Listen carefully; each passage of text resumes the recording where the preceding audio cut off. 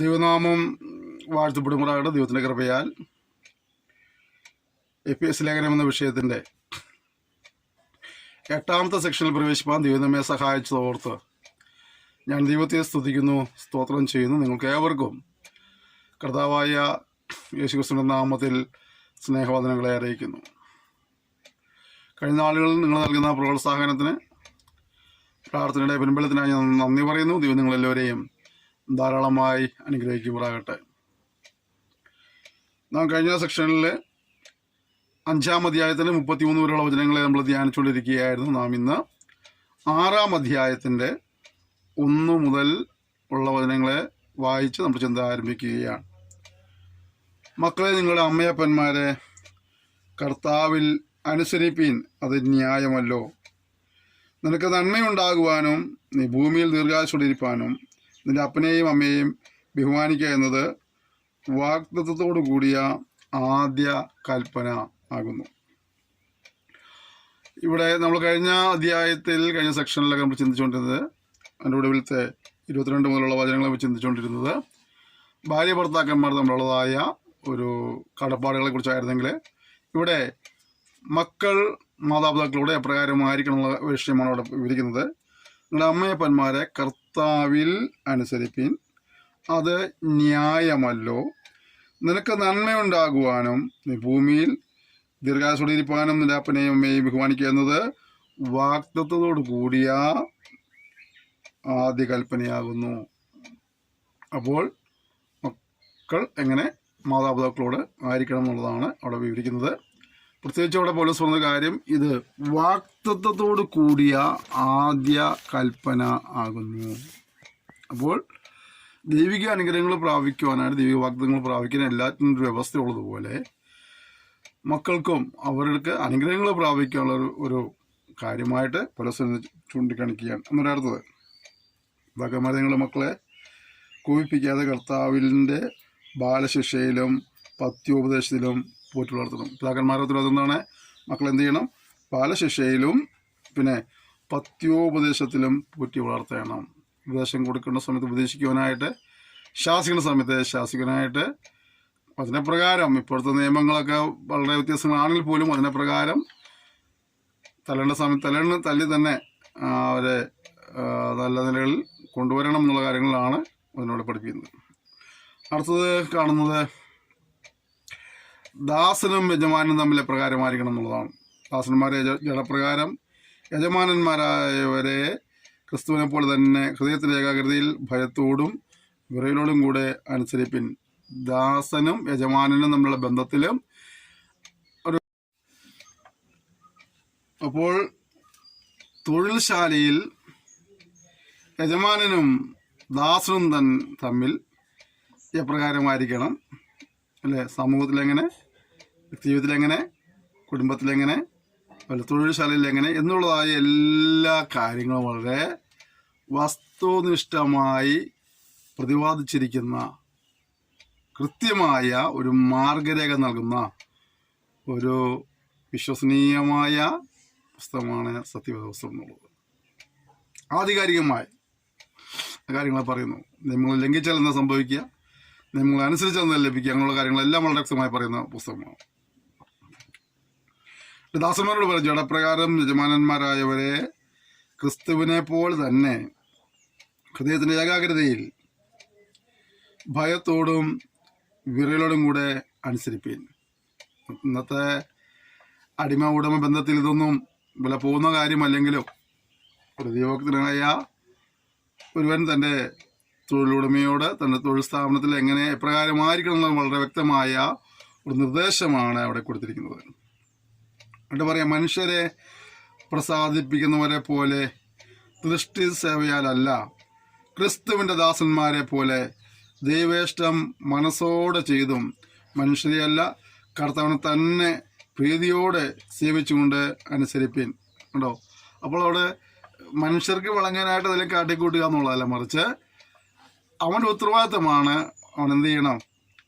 അവൻ കർത്താവിനെ എങ്ങനെ ബഹുമാനിക്കുന്നുവോ, കർത്താവിനെ എങ്ങനെ സ്നേഹിക്കുന്നുവോ, കർത്താവിനോ എങ്ങനെ സേവ ചെയ്യുന്നുവോ, അത്തരത്തിലുള്ള ആ നിലവാരം മനസ്സിൽ കരുതിക്കൊണ്ട് തന്നെ എന്ത് ചെയ്യണം?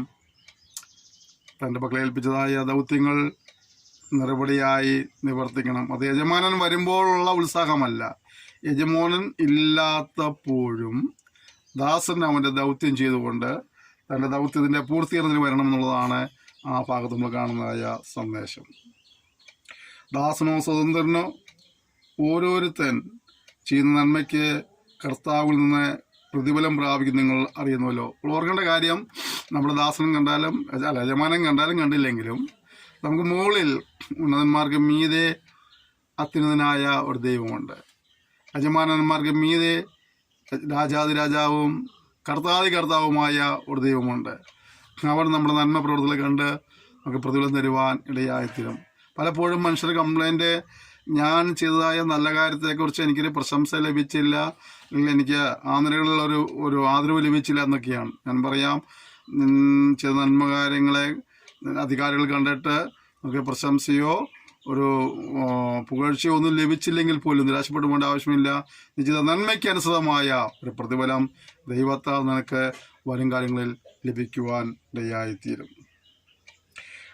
യജമാനന്മാരെ, അവരുടെയും നിങ്ങളുടെയും യജമാനൻ സ്വർഗത്തിൽ ഉണ്ടെന്നും അവരുടെ പക്കൽ മുഖപക്ഷമില്ലെന്നും അറിഞ്ഞുകൊണ്ട് അങ്ങനെ തന്നെ അവരോട് പെരുമാറുകയും ഭീഷണി വാക്ക് ഒഴിക്കുകയും ചെയ്യും. അപ്പോൾ ദാസന്മാരോട് മാത്രമുള്ള ഉത്തരവാദിത്തമല്ല, യജമാനന്മാരോടും പറഞ്ഞു തന്നെയാണ്. നിങ്ങൾക്ക് മുകളിൽ ഒരു യജമാനനുണ്ട് മനസ്സിലാക്കി നിങ്ങൾ അവരുടെ നീതിപൂർവം ഇടപെടണം എന്നുള്ളതായ സന്ദേശം യജമാനന്മാർക്ക് കൊടുക്കും. അടുത്തത് 10-ാം വാക്യം നമ്മൾ പഠിക്കും. ഒടുവിൽ കർത്താവിലും അവൻ്റെ അമിത ബലത്തിലും ശക്തിപ്പെടുവിൻ. ഒരുപാട് കാര്യങ്ങൾ പരസ്പരം പാലിക്കേണ്ട കാര്യങ്ങളെല്ലാം പറഞ്ഞതിന് ശേഷമായിട്ട് പൊതുവായി എല്ലാവരോടും കൂടി പറയണം, ഒടുവിൽ നിങ്ങൾ എന്ത് ചെയ്യണം? കർത്താവിലും അവൻ്റെ അമിത ബലത്തിലും ശക്തിപ്പെടണം. ദൈവവിനെ സംബന്ധിച്ചിടത്തോളം ശക്തിപ്പെടുവാനുള്ളതായ ഒരു സ്രോതസ് എന്താണ്? കർത്താവിൽ, അതുപോലെ അവൻ്റെ അമിത ശക്തിയിലുമാണ്. എന്നിട്ട് അടുത്ത കാര്യം, പിശാചിൻ്റെ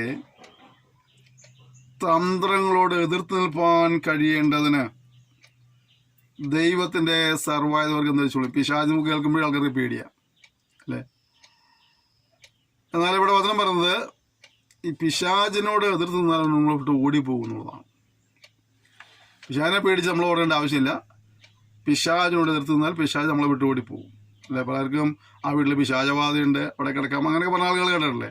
പക്ഷെ ഓർക്കേണ്ട കാര്യം, പിശാചിനെ നാം പേടിച്ചോടേണ്ട ആവശ്യമില്ല. പിശാച് നമ്മെ പേടിച്ചോടുക. എന്ത് ചെയ്യണം? നമ്മൾ എന്ത് ചെയ്താൽ മതി? പിശാചിൻ്റെ തന്ത്രങ്ങളോട് എതിർത്ത് നിൽപ്പാൻ കഴിയേണ്ടതിന് ദൈവത്തിൻ്റെ സർവായുധവർഗം ധരിക്കണം. അവൻ്റെ തന്ത്രങ്ങളിലൂടെ അവന് പണിയൊപ്പിക്കണം, അല്ലേ? അതുകൊണ്ടല്ലേ പൗലോസ് പറഞ്ഞേ, സർപ്പം ഹവ്വായെ ഉപായത്താൽ ചതിച്ചതുപോലെ. അപ്പോൾ കണ്ടോ, അവിടെ എന്താ സംഭവിച്ചത്? തന്ത്രങ്ങളിലൂടെയാണ് മനുഷ്യനെ ചതിയിൽ വീഴ്ത്തി ദൈവമായുള്ളവൻ്റെ കൂട്ടായ്മ നഷ്ടപ്പെടുത്തി. ഇന്നും ദൈവത്തെ ആരാധിക്കാതിരിക്കാൻ വേണ്ടി, ദൈവത്തെ സേവിക്കാതിരിക്കാൻ വേണ്ടി, കർത്താവിന്റെ സാക്ഷ്യം വഹിക്കാതിരിക്കാൻ വേണ്ടിയൊക്കെ പിശാചിങ്ങനെ തന്ത്രങ്ങളിലൂടെ ജനത്തെ ഡൈവേർട്ട് ചെയ്യുകയാണ്, ലക്ഷ്യം തെറ്റിക്കുകയാണ്. അത് മനസ്സിലാക്കി നമ്മൾ എന്ത് ചെയ്യണം? അവനോട് എതിർത്ത് നിൽക്കേണ്ടതിന് ദൈവത്തിൻ്റെ സർവായുധവർഗം ധരിക്കണം. പിശാചിനെ ഓടിക്കാനായിട്ട് തന്ത്രങ്ങളും മന്ത്രങ്ങളും നല്ല വേണ്ടത് എന്നാണ്? ദൈവത്തിൻ്റെ സർവായുധവർഗങ്ങൾ ധരിക്കുക എന്നുള്ളതാണ്. എന്നിട്ട് ഒന്നുകൂടെ വിവരിക്കുക, നമുക്ക് പോരാട്ടമുള്ളത് ജഡരക്തങ്ങളോടല്ല, വാഴ്ചകളോടും അധികാരങ്ങളോടും ഈ അന്ധകാരത്തിൻ്റെ ലോകാധിപതികളോടും സ്വർലോകങ്ങളിലെ ദുഷ്ടാത്മാ സേനയോടും അത്രേ. നമ്മളിവിടെ പോരാടിക്കുന്നത് ആരോടാ? മനുഷ്യനോടാ, അല്ലേ? നമ്മൾ കൂട്ടിമുട്ടുന്നതായ മനുഷ്യരോട് നമ്മൾ ഏറ്റുമുട്ടുന്ന മുഴുവനും. നല്ല ഓർക്കേണ്ട കാര്യം, നമുക്കുള്ള പോരാട്ടം, ഒരു ക്രിസ്തീയ ഇതിൻ്റെ പോരാട്ടം എന്നുള്ളത് ആരോടല്ല, ജഡരക്തങ്ങളോടല്ല. പിന്നെ ആരോട് നമ്മൾ തിരിച്ചറിയേണ്ട കാര്യമാണ്. പിന്നെ ആരോടാണ്? വാഴ്ചകൾ, അധികാരങ്ങൾ, ഈ അന്ധകാരത്തിൻ്റെ ലോകാധിപതികളോട്, സ്വർലോകങ്ങളിലെ ദുഷ്ടാത്മാ സേനയുടെയുമാണ് നമുക്ക് എന്തുള്ളത്? പോരാട്ടമുള്ളത്. ഇത് നമ്മൾ തിരിച്ചറിയണം. നമ്മുടെ അടുത്തത്, അതുകൊണ്ട് നിങ്ങൾ ദുർദിവസത്തെ എതിർപ്പാനും സകലവും സമാപിച്ചിട്ട് ഉറച്ചു നിൽപ്പാനും കഴിയുന്നതിന് ദൈവത്തിൻ്റെ സർവ്വായുധവർഗം ധരിക്കണം. അപ്പോൾ എന്തിനാണ് ഈ സർവ്വായുധ വർഗം ധരിക്കേണ്ടത്? ദുർദിവസത്തിൽ എന്ത് ചെയ്യാനാ? എതിർപ്പാൻ, സകലവും സമാപിച്ചിട്ട് ഉറച്ചു നിൽപ്പാനും. യുദ്ധമെല്ലാം കഴിയുമ്പോൾ അവസാനം നമ്മളെ പടക്കളത്തിൽ വീണുപോയവരെ പോലെ അല്ല, പിന്നെന്താണ്? ഉറച്ചു നിൽപ്പാൻ കഴിയേണ്ടതിനായിട്ട് നമ്മൾ എന്ത് ചെയ്യണം? സർവ്വായുധവർഗം ധരിക്കണം. നമ്മൾ ഇസ്രായേലിന്റെ ചരിത്രം പഠിക്കുമ്പോൾ നമ്മൾ ന്യായാധിപന്മാരുടെ പുസ്തകം 5-ാം അധ്യായം പഠിക്കുമ്പോൾ നമ്മളിങ്ങനെ കാണുന്നുണ്ട്, ഗോപുരദ്വാരത്തെങ്കിൽ വെച്ച് അവർക്ക് യുദ്ധം നേരിട്ടു. ഇസ്രായേലിൽ 40,000-ഓളം പേരുടെ പക്കൽ ആയുധമുണ്ടായിരുന്നില്ല. യുദ്ധമുഖത്ത് നിൽക്കുമ്പോഴും അവരുടെ പക്കൽ ഒന്നുണ്ടായിരുന്നില്ല, ആയുധമുണ്ടായിരുന്നില്ല. അവർ വിജയിക്കുമോ? ജയിക്കാൻ എളുപ്പമല്ല. നമ്മൾ യിരെമ്യാ പ്രവചനവും രാജാക്കന്മാരുടെ പുസ്തകത്തിനോട് തന്ന പുസ്തകം പഠിക്കുമ്പോൾ കാണുന്ന മറ്റൊരു കാര്യമുണ്ട്. ഇവരുടെ ആയുധങ്ങളെ ശത്രുക്കൾ കൊള്ളയടിച്ചു കൊണ്ടുപോയി. മാത്രമല്ല, ആയുധങ്ങൾ നിർമ്മിക്കുന്ന കൊല്ലന്മാരെ കൂടെ അടിമകളാക്കി കൊണ്ടുപോയി. മനസ്സിലാവുന്നുണ്ടോ? ഇവർ യുദ്ധത്തിൽ ജയിക്കണമെങ്കിൽ ഇവർക്ക് ആയുധം വേണം. ഇവർക്ക് ആയുധം ആവശ്യത്തിന് കിട്ടണമെങ്കിൽ ഇവരിൽ കൊല്ലന്മാരുണ്ടാകണം. ശത്രു ആദ്യം എന്ത് ചെയ്തു? കൊല്ലന്മാരെ കൊള്ളയടിച്ചു കൊണ്ടുപോയി, ആയുധങ്ങളെയും കൊണ്ടുപോയി. അവസാനം ഇവരിപ്പോൾ യുദ്ധമോത്തായിരിക്കുമ്പോൾ ഇവരുടെ പക്കൽ എന്തില്ല? ആയുധമില്ല. അതുകൊണ്ട് തന്നെ പലപ്പോഴും തോൽവി അടയേണ്ട അവസരങ്ങൾ നമ്മുടെ ജീവിതത്തിൽ ഉണ്ടായിട്ടുണ്ട്. പ്രിയപ്പെട്ടവർ, നമ്മുടെ ജീവിതത്തിൽ നാം പിശാചോടാണ് യുദ്ധം പ്രഖ്യാപിച്ചിരിക്കുന്നത്, മനുഷ്യരോടല്ല. അതുകൊണ്ട് തന്നെ ദൈവത്തിൻ്റെ സർവ്വായുധവർഗ്ഗങ്ങൾ ധരിപ്പാനായിട്ട് നമുക്ക് എപ്പോഴും സൗണ്ട് പറയണം. യുദ്ധക്കളത്തിൽ ആയുധമില്ലാതെ പോയിട്ട് മുറിവേൽക്കുവാനോ പട്ടു വീഴുവാനോ ഇടവരാതിരിക്കേണ്ടതിനായിട്ട് യുദ്ധക്കളത്തിൽ പോരാടുവാൻ ആവശ്യമായ ആയുധം ധരിപ്പാനായിട്ട് കർത്താവ് നമ്മെ സഹായിക്കുമാറാകട്ടെ. അടുത്തത്, ഇനി എന്തൊക്കെയാ ആയുധങ്ങൾ? നിങ്ങളുടെ അരയ്ക്ക് സത്യം കിട്ടണം. എൻ്റെ പൊന്നെ, ആയുധം പറഞ്ഞാൽ AK-47 ആറ്റം ബോംബോ ന്യൂക്ലിയർ ബോംബോ ഒന്നും അല്ല. പിന്നെ എന്തുവാ? അരയ്ക്ക് സത്യം കിട്ടണം. നമുക്ക് പലപ്പോഴും പക്ഷെ നമ്മൾ തോൽപ്പിക്കുന്നത് അറിയാമോ? ചെറിയ ചെറിയ കാര്യങ്ങൾ നുണ പറയുന്നവരായിട്ടാ അല്ലേ? എന്താ സഹോദരൻ ആരാധന വരാണെന്ന്? സുഖമില്ലായിരുന്നു, പാസ്റ്റർ പ്രാർത്ഥിക്കാൻ, കർത്താവേ ഞങ്ങളുടെ ദാസൻ സൗഖ്യം ഭാരപ്പെടുന്നു, സൗഖ്യമാക്കണമേ. കർത്താവ് പറയെ കള്ളൻ അവിടെ ഇരുന്ന് TV കാണുകയായിരുന്നു അല്ലേ? അല്ലെങ്കിൽ അവൻ വേറെ വല്ല പരിപാടിക്ക് പോയതായിരിക്കും. പറഞ്ഞെന്താണ്? സുഖമില്ലാത്തതുകൊണ്ട്. എന്താ സഹോദരി ഉപവാസ പ്രാർത്ഥന കണ്ടില്ലല്ലോ? എൻ്റെ ഭാഷ ഒന്നും പറയണേ, ഇറങ്ങാൻ വേണ്ടി ഒരുങ്ങി എല്ലാ പണിയും തീർത്ത് കുളിച്ചോണ്ടിരിക്കും. എനിക്ക് പെട്ടെന്നൊരു നടുമിന്നി, ഒന്നും ഉണ്ടായില്ല, അവൾ വേറെ പരിപാടിക്ക് പോയിക്കായിരുന്നു. ഞാൻ പറഞ്ഞു മനസ്സിലായത്, നമ്മൾ ചെറിയ ചെറിയ കാര്യങ്ങളിൽ പോലും സത്യത്തെ നഷ്ടപ്പെടുത്തുക അല്ലേ? സത്യം പറയുമ്പോൾ നമ്മൾ മനസ്സിലാക്കേണ്ടത് നമ്മുടെ ഒരു ആയുധം നഷ്ടപ്പെടുത്തുക. നമ്മൾ യുദ്ധക്കളത്തിലാണ്. യുദ്ധക്കളത്തിൽ നമ്മുടെ ഒരു ആയുധത്തെ നമ്മൾ എറിഞ്ഞു കളഞ്ഞിട്ട് നിൽക്കുക. ഇന്ന് ഈ വചനം പഠിക്കുമ്പോൾ യുദ്ധക്കളത്തിലാണ് ഓർമ്മ നിനക്ക് വേണം. നീയായിട്ട് നഷ്ടപ്പെടുത്തിയ ആയുധങ്ങളെ തിരിച്ചു പിടിച്ചോണം. വേറെ ആരും നിന്നെ ഒന്നും ഉപദേശിക്കാനൊന്നുമില്ല. നിനക്കറിയാം നീ എന്തോ ചെയ്തെന്നുള്ളത്. എൻ്റെ ഏത് ആയുധമാണ് നഷ്ടപ്പെടുന്നത് നിനക്കറിയാം. അത് നീ കണ്ടുപിടിച്ചിട്ട് അതും കൂടെ ഫിറ്റ് ചെയ്തുകൊണ്ട് വേണം യുദ്ധത്തിന് പോകാനായിട്ട്. സത്യം ആരൊക്കെ കിട്ടി? ആദ്യം പറഞ്ഞ ആയുധത്തിൻ്റെ പേരെന്താണ്? സത്യം അല്ലേ? ഇതിനു പോകുമ്പോൾ ആദ്യം വേണ്ടത് എന്താണെന്ന് വെച്ചാൽ സത്യം നമ്മുടെ ജീവിതത്തിൽ ഉണ്ടാകണം. പിന്നെന്താ വേണ്ടത്? നീതി എന്ന കവചം ധരിക്കണം. ഏത് ഭാഗത്ത് വെട്ടുകൊണ്ടാലും മുറിവ് പറ്റാതിരിക്കണമെങ്കിൽ കവചം ഉണ്ടാകണം. കവചം പഴയ റോമൻ പടയാളികളൊക്കെ ഫോട്ടോസ് കണ്ടാലൊക്കെ അറിയാം നമുക്ക് അല്ലേ? അത്തരത്തിലുള്ള വലിയ കവചങ്ങളൊക്കെ ധരിച്ചിട്ട് തലയിൽ വലിയ ശിരസ്ത്രമൊക്കെ വെച്ച് അങ്ങനെ കാണാൻ കഴിയും. അപ്പോൾ കവചം വേണം. അടുത്തത് അതെന്താണ് സാധനം? നീതി. ഇത് അനീതിയുടെ ലോകമാണ്. ഈ അനീതിയുടെ ലോകത്തിൽ നീതിയുള്ളവരായി ജീവിക്കണം. ഈ അനീതിയുടെ ലോകത്തിൽ നമ്മൾ എന്താണ്? നീതിയുള്ളവരായി ജീവിക്കണം. അപ്പോൾ സത്യം വേണം, നീതി വേണം. അടുത്തത്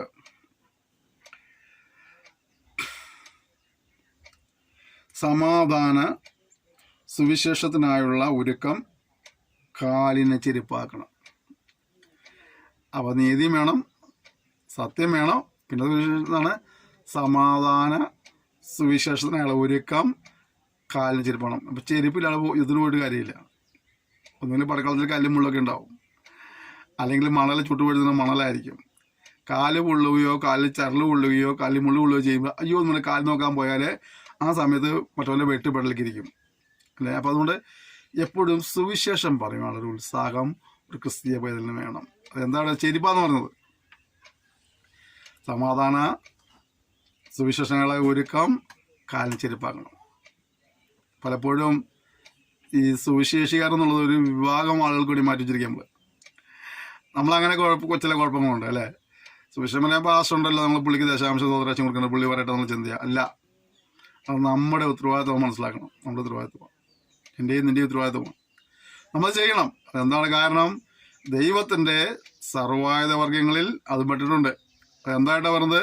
ചെരിപ്പായിട്ടാണ് പറഞ്ഞത്. നമ്മൾ ചെരുപ്പിന് എത്രമാത്രം പ്രാധാന്യം കൊടുക്കുന്നുവോ അതുപോലെ തന്നെ ക്രിസ്ത്യ ജീവിതത്തിൽ ആ ഒരു ഒരുക്കവും അത്യന്താപേക്ഷിതമാണ്.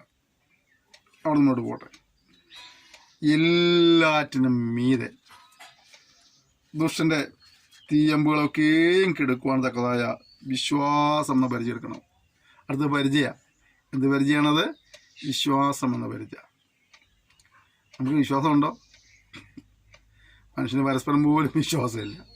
ദൈവത്തിൽ അത്രയും കൂടി ഇല്ല അല്ലേ. വിശ്വാസം വർദ്ധിപ്പിക്കുവാനായിട്ട് ദൈവത്തോട് നമുക്ക് പ്രാർത്ഥിക്കാം. അവിശ്വാസം ദൈവം ക്ഷമിക്കാനായിട്ട് പ്രാർത്ഥിക്കും. പൗലോസ് പറയുന്നുണ്ട് എബ്രായ ലേഖനത്തിലെ അവിശ്വാസമുള്ള ദുഷ്ടഹൃദയം എന്നാണ് പറയുന്നത്. അപ്പോൾ അവിശ്വാസം ഉള്ള ദുഷ്ടഹൃദയത്തെ നമ്മൾ ത്യജിക്കുവാനിടയായി തീരണം. അപ്പോൾ നമുക്ക് ആ ഹൃദയത്തെ ഉപേക്ഷിക്കണം. നമുക്ക് വിശ്വാസം എടുക്കണം. അപ്പോൾ അതുകൊണ്ട് ഏതൊരു നിലകളിലൊക്കെ വിശ്വാസത്തിൽ കുറവ് സംഭവിച്ചു പോയിട്ടുണ്ടെങ്കിൽ വിശ്വാസത്തെ ഏറ്റെടുക്കുവാനായിട്ട് കർത്താവ് ഓരോരുത്തരെയും സഹായിക്കുമാറാകട്ടെ. അടുത്തത്, രക്ഷയെന്ന ശിരസ്ത്രം വേണം.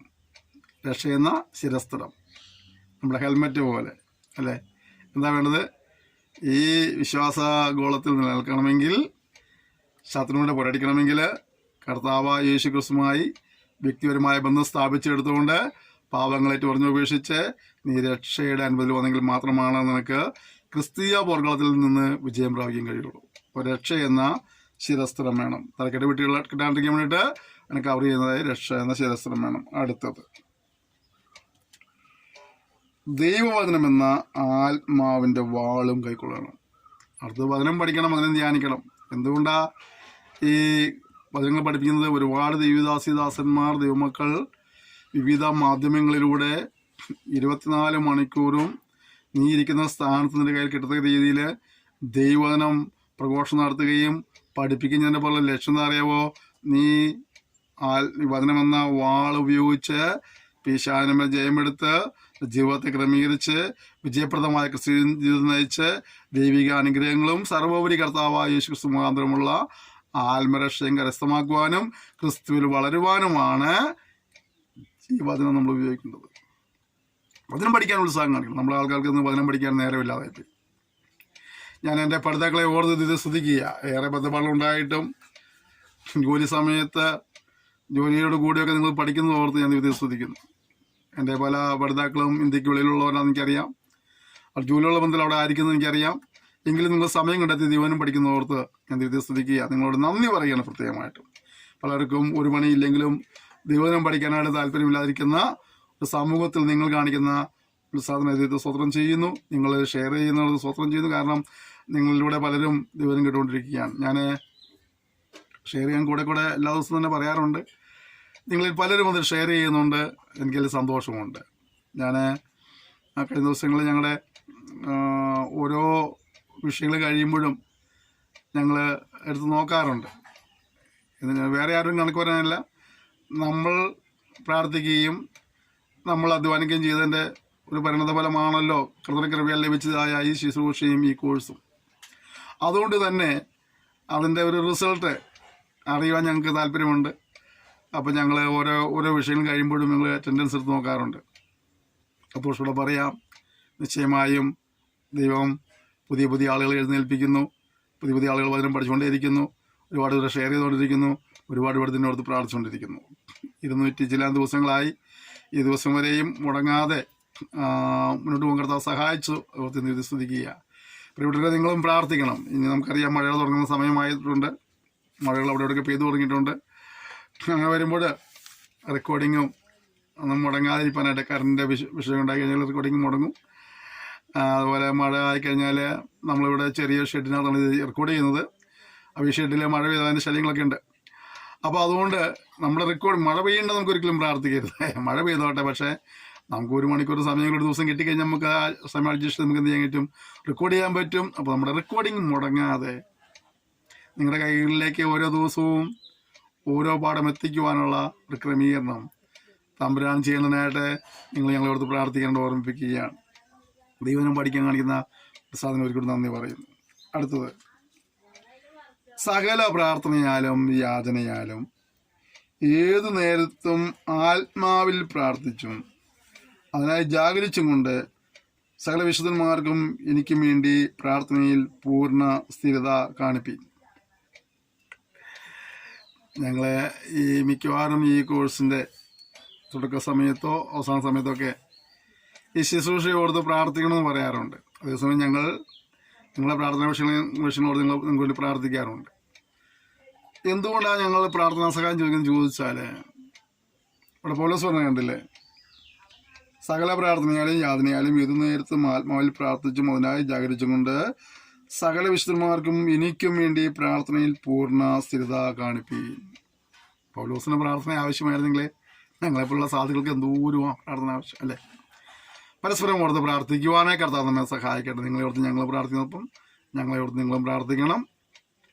ഇതിൻ്റെ പുറകിൽ പലര് അധ്വാനിക്കുന്നതുകൊണ്ടാണ് ഇതൊക്കെ ഇങ്ങനെയൊക്കെ നിങ്ങളുടെ കയ്യിലേക്ക് എത്തുന്നത്. എഡിറ്റ് ചെയ്യുന്ന വ്യക്തികളുണ്ട്, പ്രസംഗിക്കുന്ന വ്യക്തികളുണ്ട്, റെക്കോർഡ് ചെയ്യുന്ന വ്യക്തികളുണ്ട്, അപ്ലോഡ് ചെയ്യുന്ന വ്യക്തികളുണ്ട്. അങ്ങനെയൊക്കെ പല നിലകളിലുള്ള ഒരു കൂട്ടായ പ്രവർത്തനത്തിൻ്റെ പരിണത ഫലമാണ് ഈ ശുശ്രൂഷ. അതുകൊണ്ട് തന്നെ നിങ്ങളെ എല്ലാവരെയും ഓർത്ത് പ്രാർത്ഥിക്കാനായിട്ട് ഓർമ്മിപ്പിക്കുന്നു. ഓരോ കാര്യങ്ങൾ ചെയ്യുന്നവരെയും കർത്താവ് തൻ്റെ പരിജ്ഞാനത്താൽ കൃപയാൽ സൂക്ഷിച്ച് എല്ലാ കാര്യങ്ങളും നന്നായി ചെയ്യുവാൻ കർത്താവ് സഹായിക്കണമായിട്ട് ദിവസത്തിലെ പ്രാർത്ഥന ഓർമ്മിപ്പിക്കുകയാണ്. അടുത്തത്, ഞാൻ ചങ്ങല ധരിച്ചു സ്ഥാനപതിയായി ജീവിത സുവിശേഷത്തിൻ്റെ മർമ്മം പ്രാഗൽഭ്യത്തോടെ അറിയിപ്പാൻ എൻ്റെ വായ തുറക്കുമ്പോൾ എനിക്ക് വചനം നൽകപ്പെടേണ്ടതിനും ഞാൻ സംസാരിക്കണമെന്നും അതിൽ പ്രാഗൽഭ്യത്തോടെ സംസാരിക്കണമെന്നും എനിക്ക് വേണ്ടി പ്രാർത്ഥിക്കണം. എന്തൊക്കെയാണ് അദ്ദേഹം പറഞ്ഞത്? അതിപ്പോൾ എവിടെയാ? തടവറയില്ല. എന്തുകൊണ്ട് തടവറയിലായി? സുവിശേഷം അറിയിച്ചതിൻ്റെ പേരിൽ താൻ തടവറയിലായിരിക്കുക. അവിടെ കിടന്ന് താൻ എന്താ അറിയിച്ചുകൊണ്ടിരിക്കുന്നത്? മറ്റുള്ളവരെ കൂടെ പ്രബോധിപ്പിക്കുക. കർത്താവിനെ വല്ല ജീവനായിട്ട്, കർത്താവ് വളരുവാനായിട്ട്, കർത്താവ് സന്തോഷിപ്പാനായിട്ട് കർത്താവിനെ അതേപോലെ മറ്റുള്ളവരെ പ്രബോധിപ്പിച്ചുകൊണ്ടിരിക്കുകയാണ്. നമ്മൾ പറഞ്ഞ ഞാൻ ചങ്ങല ധരിച്ച് സ്ഥാനാപതിയായി സേവിക്കുന്ന സുവിശേഷ മർമ്മം പ്രാഗൽഭ്യത്തോടെ അറിയിപ്പാൻ എൻ്റെ വായ തുറക്കുമ്പോൾ ഈ വചനം നൽകപ്പെടേണ്ടതിന് ഞാൻ സംസാരിക്കണം. അതിൽ പ്രാഗൽഭ്യത്തോടെ സംസാരിക്കണമെന്ന് ഞാൻ പ്രാർത്ഥിക്കുക. പ്രിയപ്പെട്ടവരെ, നമ്മുടെ വലിയ ഉത്തരവാദിത്തമാണ്. ഓരോ ദൈവദാസന്മാരും ദൈവനം ശുശ്രൂഷിക്കുമ്പോൾ പ്രാഗൽഭ്യത്തോടെ സംസാരിക്കുവാൻ കർത്താവ് കൃപ ലഭിക്കുന്നതിനായിട്ടും ആവശ്യമായ വചനം ഇവരോട് കൊടുക്കുന്നതിനായിട്ടും അവരോടത്ത് പ്രാർത്ഥിക്കണം. ഒപ്പം ഈ ഇളയരാജ്ഞങ്ങളെ ഓർത്ത് പ്രാർത്ഥിക്കാനായിട്ട് ഞങ്ങൾ വീണ്ടും ഓർമ്മിപ്പിക്കുന്നു. നിങ്ങൾ പ്രാർത്ഥിക്കുന്നതാണെന്ന് എനിക്കറിയാം. എങ്കിലും ഒരു ഇളയദാസൻ എന്ന നിലയിൽ ഞാൻ വീണ്ടും നിങ്ങളുടെ പ്രാർത്ഥനയെ ചോദിക്കുകയാണ്. നാം വീണ്ടും വായിക്കുമ്പോൾ, ഞാൻ എങ്ങനെ ഇരിക്കുന്നെന്ന് എൻ്റെ അവസ്ഥ നിങ്ങളും അറിയണതിന് പ്രിയ സഹോദരനും കർത്താൽ വിശ്വസ്ത ശുശ്രൂഷകനുമായ തിഹിക്കോസ് നിങ്ങളോട് സ്ഥലവും അറിയിക്കും. നിങ്ങൾ ഞങ്ങളുടെ വസ്തുത അറിയുവാനും അവർ നിങ്ങളുടെ ഹൃദയങ്ങളെ ആശ്വസിപ്പാനുമായി ഞാൻ അവനെ നിങ്ങളുടെ അടുക്കിലേക്ക് അയച്ചിരിക്കുന്നു. അദ്ദേഹം പറഞ്ഞത്, ഞാൻ എങ്ങനെ ഇരിക്കുന്നു എന്ന് എൻ്റെ അവസ്ഥ നിങ്ങളും അറിയേണ്ടതിന്. അവിടെ പരസ്പരമുള്ള ഒരു സ്നേഹത്തിൻ്റെയും കൂട്ടായ്മയുടെയും ഒക്കെയുള്ള ഒരു കാണിക്കുക അല്ലേ? പൗലോസ് സുവിശേഷ നിമിത്തമായിട്ട് ഇപ്പോൾ തടവറയിലായിരിക്കുകയാണ്. അദ്ദേഹത്തിൻ്റെ അവസ്ഥ അറിയാനായിട്ട് ഈ ജനത്തിന് താല്പര്യമുണ്ട്. നമ്മൾ പരസ്പരം നമ്മുടെ കൂട്ടുവേലക്കാരുള്ള ബന്ധത്തിൽ, കൂട്ടുവിശ്വാസമുള്ള ബന്ധത്തിലൊക്കെ അവരുടെ അവസ്ഥ എങ്ങനെയാണെന്ന് അറിയുവാനുള്ള താല്പര്യം നമുക്കുണ്ടാകണം. ഞാൻ ഓക്കെയാണ്, എനിക്ക് പറ്റുന്ന കുഴപ്പമില്ല, അതുകൊണ്ട് അവരെങ്ങനെയെങ്കിലും ആയിക്കോട്ടെ എന്നുള്ളതല്ല, മറിച്ച് അവരുടെ അവസ്ഥ അറിയുവാനായിട്ട് അവർ മനസ്സിലാക്കുവാനാണ്. ചിലപ്പോൾ നമ്മൾ അവരുടെയൊക്കെ താല്പര്യം സംസാരിക്കുമ്പോഴാണ് അവരുടെ സങ്കടങ്ങൾ, വേദനകളൊക്കെ നമുക്ക് അറിയാൻ കഴിയുക. ഞാൻ കഴിഞ്ഞ ദിവസം എനിക്കൊരു ഫോൺ കോൾ വന്നു. സ്വാഭാവികമായിട്ടും പലരും പ്രാർത്ഥന വിഷയം വിളിച്ച് പറയാറുണ്ട്. അപ്പോൾ അതുകൊണ്ട് തന്നെ ഫോൺ കോൾ ഞാൻ അറ്റൻഡ് ചെയ്തു. 2.5 മണിക്കൂർ സമയമാണ് ആ വ്യക്തിയോട് സംസാരിച്ചത്. ആ 2.5 മണിക്കൂർ സമയത്തോട് സംസാരിച്ചപ്പോൾ ഞാൻ ഞെട്ടിപ്പോയി. കഥകളിൽ വായിച്ച് കേട്ടിട്ടുള്ളതിനേക്കാൾ ഭീകരമായ അനുഭവങ്ങളുടെ കടന്നു ഒരു വ്യക്തി. സ്വത്തിനോടുള്ള ബന്ധത്തിൽ അവർ ജീവിതത്തിൽ അനുഭവിച്ചതായ വ്യതകൾ, അവര് അനുഭവിച്ചതായ ദുരിതങ്ങൾ, ഞാൻ അത്ഭുതപ്പെട്ടു. 2.5 മണിക്കൂർ തുടർമാനമായി കഴിഞ്ഞ രാത്രിയിൽ എന്നോട് സംസാരിച്ചു. തുടർമാനമായിട്ട് എനിക്ക് അവരെ എങ്ങനെ ആശ്വസിപ്പിക്കണം പോലും പറയാൻ അറിയാതെ ഞാൻ വളരെ സമയം അവർ പറഞ്ഞത് മൗനമായി കേൾക്കേണ്ടിയെത്തുന്നു. ഒരു സംഘടനകൾ പറഞ്ഞുകൊണ്ടേയിരിക്കുന്നു. എനിക്കതിന് അങ്ങോട്ട് മറുപടി പറഞ്ഞ് ആശ്വസിപ്പിക്കുവാൻ വാക്കുകളില്ലാതെ ഞാൻ പരിചയമുണ്ടായി. ഇതുപോലെ ഒരുപാട് പേരെ നമ്മൾ പരിചയപ്പെടുമ്പോൾ ഒരുപാട് പേരുടെ സങ്കടങ്ങൾ, ഒരുപാട് പ്രാർത്ഥനാ വിഷയങ്ങൾ, വേവലാതികൾ, ആവലാതികൾ, കഷ്ടതകൾ, ദുരിതങ്ങൾ, സങ്കടങ്ങളൊക്കെ നമുക്ക് 2.5 മണിക്കൂർ തുടർമാനമായിട്ട് ഫോണിലിരിക്കാൻ പറഞ്ഞാൽ എന്നെ സംബന്ധിച്ച് വളരെ ബുദ്ധിമുട്ടുള്ള കാര്യമാണ്. പക്ഷെ അവർ പറയുമ്പോൾ കേൾക്കാതിരിക്കാൻ കഴിയില്ല. അതിന് കേട്ടിരുന്നു. ഞാൻ അവസാനം പ്രാർത്ഥിക്കാമെന്ന് പറഞ്ഞ് അവർക്ക് പറയാനുള്ള ഞാൻ പറഞ്ഞു കഴിഞ്ഞ ശേഷം അവർ പ്രാർത്ഥിക്കാമെന്ന് പറഞ്ഞു. ചില കാര്യങ്ങൾ അവർക്ക് പറഞ്ഞു കൊടുക്കേണ്ടതായിത്തീർന്നു. ഇവിടെ നമുക്ക് മറ്റുള്ളവരുടെ അവസ്ഥകളെ അറിയുവാനായിട്ട് നമുക്ക് ഉത്സാഹമുണ്ടാകട്ടെ. നമ്മൾ ഓക്കെയാണ്, നല്ല കാര്യമാണ്. നമ്മൾ സന്തോഷം നല്ല കാര്യമാണ്. അതോടൊപ്പം തന്നെ നമ്മുടെ സമശിഷ്ടങ്ങൾ പല നിലകളിൽ ഒരുപക്ഷെ നമ്മൾ പുറമെ നോക്കുമ്പോൾ ഞാൻ എന്നെ സംസാരിച്ച വ്യക്തി ഒരു താഴെപ്പട്ടിക്കാരനൊന്നുമല്ല. കോടിക്കണക്കിന് ആസ്തിയുള്ള ഒരു കുടുംബത്തിലെ അംഗമാണ്. കോടിക്കണക്കിന് രൂപ വിലപിടിപ്പുള്ളതായ 5 or 6 വീടുകളുള്ളൊരു വ്യക്തിയാണ്. അവർ താമസിക്കുന്ന വീട്ടിൽ തന്നെ 6 ബെഡ്റൂമാണെന്ന് പറഞ്ഞത്. ഇപ്പോൾ താമസിക്കുന്ന വീട് അതുപോലത്തെ അവർക്ക് 6-7 വീടുകളുണ്ട്. ഇപ്പോൾ താമസിക്കുന്ന വീട്ടിൽ 6 ബെഡ്റൂം. അപ്പോൾ ഞാൻ പറഞ്ഞത് അത്താഴപ്പട്ടിണിക്കാണ് ഒരാളുടെ സങ്കടമല്ല ഈ പറഞ്ഞത്. കഴിഞ്ഞ ദിവസം 2.5 മണിക്കൂർ ഇരുന്ന് സങ്കടം പറഞ്ഞത് അത്താഴപ്പട്ടിണിക്കാരൻ മനുഷ്യനല്ല, പിന്നെ ആരാണ്? നമ്മുടെ മുന്നിൽ നമ്മൾ കാണുമ്പോൾ വലിയ വീടുകളുള്ള, വലിയ വീടുകളുള്ള, ഒരുപാട് കാറുകളുള്ള, വലിയ വലിയ ബന്ധങ്ങളുള്ള, അദ്ദേഹം പേര് പുറത്ത് പറയാത്തത് ഒരു പേര് കേട്ട തറവാട്ടിലൊരു വ്യക്തിയാണ്. ഞാൻ അറിയുന്ന ഒരു തറവാട്ടിലെ വ്യക്തിയാണ്. ഞാൻ അറിയുന്ന പേര് കൊണ്ട് അറിയുന്ന ഒരു തറവാട്ടിലെ വ്യക്തിയാണ്. എനിക്ക് ആ വീടറിയാം. ഞാൻ ആ വീടിൻ്റെ പടിക്കൂടെ കാലത്തും വൈകിട്ടൊക്കെ ഒരു 4-5-8 വർഷങ്ങൾ യാത്ര ചെയ്തിട്ടുള്ളതാണ്. അപ്പോൾ എനിക്ക് വ്യക്തമായിട്ട് ആ വീടറിയാം. പിന്നീട് അദ്ദേഹം പറഞ്ഞ മറ്റ് പല സ്ഥലങ്ങളും എനിക്കറിയാവുന്ന സ്ഥലങ്ങളാണ്, കെട്ടിടങ്ങൾ എനിക്കറിയാവുന്ന കാര്യങ്ങളാണ്. അപ്പോൾ ഞാൻ പറഞ്ഞു വന്നത്, നമ്മൾ കാണുമ്പോൾ അവർ വലിയ സമ്പന്നരാണ്, വലിയ ഇതാണെന്ന് നമ്മൾ ചിന്തിക്കുക. അതേസമയം അവർ അനുഭവിക്കുന്ന വേദനകൾ ഒരുപാടുണ്ട്, പ്രശ്നങ്ങൾ ഒരുപാടുണ്ട്. അവരെ ഒന്ന് അറിയുവാനുള്ള മനസ്സ് നമുക്കുണ്ടെങ്കിൽ, നമ്മളെ അവർക്ക് വിശ്വസിക്കുവാൻ കഴിഞ്ഞാൽ, ഇത്രയും വലിയ വ്യക്തി ഇങ്ങനെ സംഘടനകൾ പറയാനായിട്ട് ഓടിച്ച് നമ്മളോട് ആരും ഒന്നും പറയില്ല. അവർക്ക് നമ്മളിലൊരു വിശ്വാസമുണ്ടായി ആ കാര്യങ്ങൾ എൻ്റെ വായിൽ നിന്ന് പുറത്തേക്ക് വരും. അതുകൊണ്ട് ഞാൻ പേര് പറയാതിരുന്നതും വീട്ടുപേര് പറയാതിരുന്നതും സ്ഥലം പറയാതിരുന്നതും കൊണ്ടാണ്. അപ്പോൾ ആ അവസ്ഥ നമ്മൾ മനസ്സിലാക്കുവാനായിട്ട്, അവർ വേദനകൾ മനസ്സിലാക്കിയിട്ട് സംസാരിക്കാനായിട്ട് ഒരു മനസ്സുണ്ടാകട്ടെ. അടുത്തത്, അവൻ നിങ്ങളുടെ ഹൃദയങ്ങളെ ആശ്വസിപ്പാനായി ഞാൻ അവൻ നിങ്ങളുടെ അടുക്കൽ അയക്കുന്നു. ഇവിടുത്തെ വിവരങ്ങളോടൊന്നും പറഞ്ഞ് ഒരുമിച്ച് പ്രാർത്ഥിക്കുക എന്നുള്ളതായിരിക്കാം ആ വരവ് ഉദ്ദേശിക്കുന്നത്. എങ്കിലും ഞാൻ ഒരു വശം ഒന്നെടുത്ത് പറയുന്നത്, നമ്മൾ ചെല്ലുന്നത് അവർക്കൊരു ആശ്വാസം മതി, നമ്മൾ സംസാരിക്കുന്നത് അവർക്കൊരു ആശ്വാസം മതിയാണ്. ഞാൻ ഈ ദിവസങ്ങളിലൊക്കെ എനിക്ക് ഒരുപാട് ഫോൺ കോളുകൾ വരുന്നുണ്ട്. ഒരുപാട് പ്രശ്നങ്ങൾ കടന്ന ആളുകളാണ് അധികം പേരും വിളിക്കുന്നത്, പ്രാർത്ഥനയ്ക്കായി വിളിക്കുന്നതൊക്കെ. നമ്മൾ ഈ മിനിസ്റ്ററി റെഗുലറായി തുടങ്ങി കഴിഞ്ഞപ്പോൾ ഒരുപാട് പേര് പല ചാനലുകളിലൂടെ ഈ പ്രോഗ്രാം കാണുന്നുണ്ട്. ഫേസ്ബുക്കിലൂടെ കാണുന്നവരുണ്ട്, വാട്സപ്പ് ഗ്രൂപ്പിൽ ഇത് കാണുന്നവരുണ്ട്. മറ്റുള്ളൊരു വ്യക്തിപരമായി ഷെയർ ചെയ്തിട്ട് അങ്ങനെ കാണുന്നവരും കേൾക്കുന്നുണ്ട്. സ്ക്രീനിൽ നമ്പറുള്ളതിന് പേരിൽ പലരും വിളിക്കാറുണ്ട്. അവരൊക്കെ വിളിക്കുമ്പോൾ അവിടെ സങ്കടങ്ങളും വിവേദങ്ങളോ വരുന്നത്. അപ്പോൾ നമ്മുടെ വാക്കുകൾ അവരെ ആശ്വസിപ്പിക്കുവാൻ ഉതകുന്നതായിത്തീരണം. നമ്മുടെ സ്ഥലത്ത് ചെന്നാൽ അവരെ ആശ്വസിപ്പിക്കാൻ കഴിയണം. നമ്മളൊരാളെ ഫോൺ സംസാരിച്ച് അവർക്ക് ആശ്വാസമായി തീരണം. അപ്പോൾ നമ്മൾ മറ്റുള്ളവരെ ആശ്വസിപ്പിക്കുവാനായിട്ട് കഴിയുന്ന വ്യക്തികളായി മാറണം. ഓക്കെ, അടുത്തത് പിതാവായ ദൈവത്തിൽ നിന്നും കർത്താവായ യേശുക്രിസ്തുവിൽ നിന്നും സഹോദരന്മാർക്ക് സമാധാനവും വിശ്വാസത്തോടു കൂടിയ സ്നേഹവും ഉണ്ടാകട്ടെ. നമ്മുടെ കർത്താവായ യേശുക്രിസ്തുവിനെ അക്ഷയമായി സ്നേഹിക്കുന്ന എല്ലാവരോടും കൂടെ കൃപ ഇരിക്കുമാറാകട്ടെ.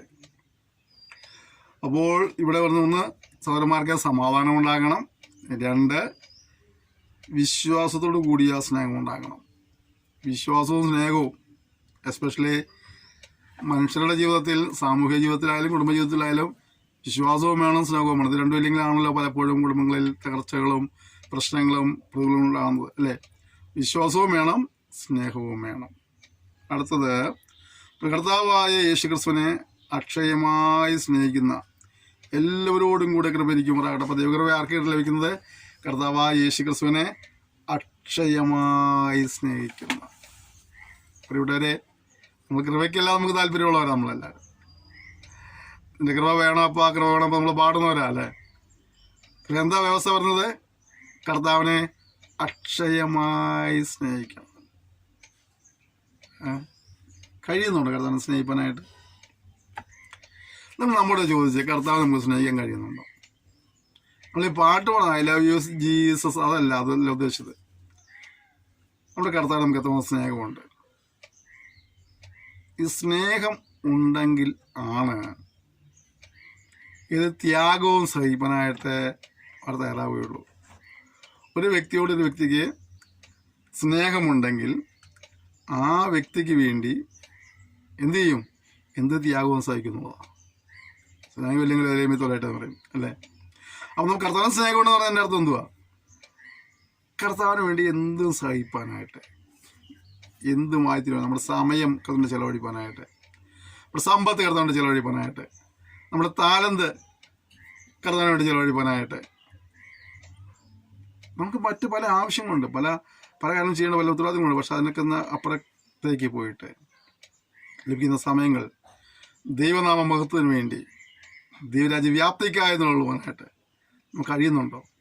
അക്ഷയമായി നമുക്ക് സ്നേഹിക്കാൻ കഴിയുന്നുണ്ടോ? ഞാൻ കർത്താവെ ഉള്ളതുപോലെ സ്നേഹിപ്പാളെ കൃപ നൽകണമെന്ന് നമുക്ക് ദൈവത്തോട് ഒരുമിച്ച് പ്രാർത്ഥിക്കാം. നാം ഈ പുസ്തകം പഠിച്ചുകൊണ്ടിരിക്കുമ്പോൾ, ഈ വിഷയം പഠിച്ചുകൊണ്ടിരിക്കുമ്പോൾ കർത്താവിനോടുള്ള നമ്മുടെ സ്നേഹം ഒന്നുകൂടെ വർദ്ധിപ്പാനായിട്ട് നമ്മെ സമർപ്പിച്ച് നമുക്ക് ദൈവത്തോട് ഒരുമിച്ച് പ്രാർത്ഥിക്കാം. സ്വർഗീയ പിതാവേയും തന്ന സെക്ഷനായി സ്തോത്രം ചെയ്യുന്നു. കൃത്യമായി സംസാരിപ്പാനിടയായി തീർന്നല്ലോ. തുടർന്നും പരിശുദ്ധാത്മാവോട് ഇടപെടുമാറാകണമേ എന്ന് പ്രാർത്ഥിക്കുന്നു. EPS എന്ന വിഷയം പഠിച്ചതായത് മക്കളെല്ലാവരും സ്ഥലം വരവേൽപ്പിക്കുന്നു. പെരുവരാ നീ അനുഗ്രഹിക്കണമേ. അവരുടെ കുടുംബങ്ങളെ നീ അനുഗ്രഹിക്കണമേ. ശുശ്രൂഷകളെ നീ അനുഗ്രഹിക്കണമേ. അവരുടെ ജോലി കാര്യങ്ങൾ കർത്താവ് അനുഗ്രഹിക്കണം. ബിസിനസ് നടത്താൻ അനുഗ്രഹിക്കുമാറാണെന്ന് പ്രാർത്ഥിക്കുന്നു. അവരെല്ലാവരും രോഗികളായിട്ട് നീ ഒരു സൗഖ്യം നൽകണമേ. നീ ആശ്വസിപ്പിക്കുമാറാണെന്ന് പ്രാർത്ഥിക്കുന്നു. ഏതെല്ലാം വിഷയങ്ങളെ ഭാരപ്പെടുന്ന വിഷയത്തിൽ കർത്താവിൻ്റെ അത്ഭുത പ്രവർത്തികൾ സന്തോഷിപ്പാനായിട്ട് അവരെ സഹായിക്കുമാറാകണമേ എന്ന് പ്രാർത്ഥിക്കുന്നു. എന്നെ ചെയ്യുന്ന വലിയ കൃപയ്ക്കായി സ്തോത്രം ചെയ്യുന്നു. ഈ പഠിതാക്കളെ അവിടുന്ന് അധികാരത്താൽ പിതാവിൻ്റെയും പുത്രൻ്റെയും പരിശുദ്ധാത്മാവിന്റെ നാമത്തോടെ ഞാൻ അനുഗ്രഹിച്ച് പ്രാർത്ഥിക്കുന്നു. അനുഗ്രഹിച്ചുമാക്കുമാറാകണമേ. ആത്മീയമായി, ഭൗമികമായി, ശാരീരികമായി, മാനസികമായിട്ട് എല്ലാവരും അഭിവൃദ്ധി പ്രായപ്പം കർത്താവധിയുമായി സഹായിക്കണമെന്ന് പ്രാർത്ഥിക്കുന്നു. അങ്ങനെ ചെയ്യുന്ന വലിയ കൃപയ്ക്കായി സ്തോത്രം. യേശുവിൻ്റെ നാമത്തിൽ തന്നെ ആമേൻ. ക്ഷമയോടെ ഈ സന്ദേശം ശ്രമിച്ച് നിങ്ങളോട് നന്ദി പറയുന്നു. ദൈവം നിങ്ങളെല്ലാവരെയും ധാരാളമായി അനുഗ്രഹിക്കുമാറാകട്ടെ.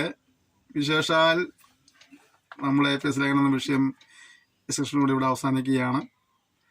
കർത്താവിൻ്റെ വരവ് താമസിച്ചാൽ നമ്മൾ അടുത്ത ദിവസങ്ങളിൽ അടുത്ത സെക്ഷനിൽ ഫിലിപ്പിയ ലേഖനം സ്റ്റാർട്ട് ചെയ്യുന്നതാണ്. വളരെ പ്രാർത്ഥനയോടെ നിങ്ങൾ ആ സെക്ഷനിൽ പ്രവേശിക്കുവാൻ ഓർമ്മിപ്പിക്കുന്നു. നമ്മുടെ ദൈവാത്മാവിധ നിലകളിൽ ഓരോ സെക്ഷനിൽ സംസാരിച്ചുകൊണ്ടിരിക്കുന്നല്ലോ. അതനുസരിച്ച് നമ്മുടെ ജീവിതത്തെ ക്രമീകരിക്കാനായിട്ട് കർത്താവ് നമ്മെ സഹായിക്കട്ടെ. നിങ്ങൾ ഇതുവരെ നൽകിയ എല്ലാ പ്രോത്സാഹനത്തിനും സഹായ സഹകരണത്തിനും നന്ദി പറയുന്നു. അപ്പോൾ തന്നെ ശുശ്രൂഷയോടത്ത് വീണ്ടും പ്രാർത്ഥിക്കണം, സന്ദേശങ്ങൾ പങ്കുവയ്ക്കണം, മറ്റുള്ളവരെ കൂടെ ഈ പഠനത്തിലേക്ക് വരുവാനായിട്ട് നിങ്ങൾ ആഹ്വാനം ചെയ്യണം. അങ്ങനെ നമുക്ക് ഒരുമിച്ച് ദൈവനാമമഹത്വത്തിനും ദൈവരാജ്യ വ്യാപ്തിക്കുമായിട്ട് നിലകൊള്ളുവാൻ കർത്താവ് നമ്മെ സഹായിക്കട്ടെ. എല്ലാ സഹകരണത്തിനും പ്രോത്സാഹനത്തിനും ഒരിക്കലും താങ്ക് യു പറയുന്നു. Thank you. May God bless you.